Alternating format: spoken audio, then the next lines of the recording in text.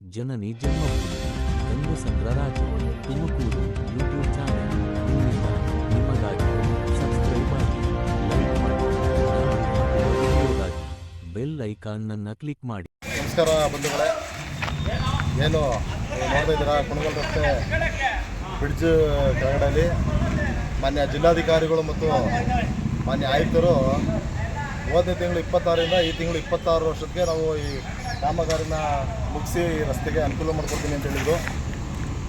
ಮಾನ್ಯ ಜಿಲ್ಲಾಧಿಕಾರಿಗಳು ಮತ್ತು ಆಯುಕ್ತರು ಹೇಳಿ. ನಮಸ್ಕಾರ ಬಂಧುಗಳೇ, ಹೆಸರು ಗಂಗಸಂದ್ರ ರಾಜು ಅಂತೇಳಿ. ಈ ಹಿಂದೆ ಇದನ್ನು ಪೂಜೆ ಉದ್ಘಾಟನೆ ಮಾಡಿದಾಗೂ ಸಹ ನಾವು ಒಂದು ವಿಡಿಯೋ ಬಿಟ್ಟಿದ್ದೆ, ಗಂಗಸಂದ್ರ ರಾಜು ಯೂಟ್ಯೂಬ್ ಚಾನಲಲ್ಲಿ ಮಾಡಿದ್ದು.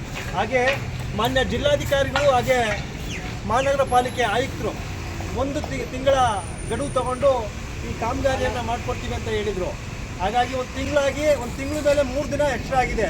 ಹಾಗಾಗಿ ಇನ್ನು ಸುಮಾರು ಕಾಮಗಾರಿ ಇನ್ನು ಪೆಂಡಿಂಗ್ ಇದೆ. ಹಾಗೆ ಶಾಲಾ ವಾಹನಗಳು ಓಡಾಡೋದಿರ್ಬೋದು, ಜಿಲ್ಲಾಸ್ಪತ್ರೆಗೆ ನಾನಾ ಭಾಗದ ರೋಗಿಗಳು ಬರೋದ್ರಿಂದ ಈ ರಸ್ತೆಯನ್ನು ಆದಷ್ಟು ಬೇಗ ಬಿಟ್ಕೊಡ್ಬೇಕು. ಹಾಗೆ ಉತ್ತಮ ಕಾಮಗಾರಿಯನ್ನು ಮಾಡಿಕೊಡಿ ಅಂತೇಳಿ ಈ ಮೂಲಕ ತಮ್ಮಲ್ಲಿ ಮನವಿಯನ್ನು ಮಾಡ್ಕೊತಾ ಇದ್ದೀವಿ. ಇನ್ನು ಸುಮಾರು ಕಾಮಗಾರಿ ಇನ್ನು ಹಾಗೆ ಇದೆ. ಹಾಗೆ ಇಲ್ಲಿ ಜನಸಾಮಾನ್ಯರು ಓಡಾಡಬೇಕು ಅಂದರೆ ಇಲ್ಲಿ ಪರದಾಡಬೇಕಾಗಿತ್ತು. ಮುಂದೆ ಈಗ ಗ್ರಿಲ್ ವರ್ಕ್ ಮಾಡಿದ್ದಾರೆ.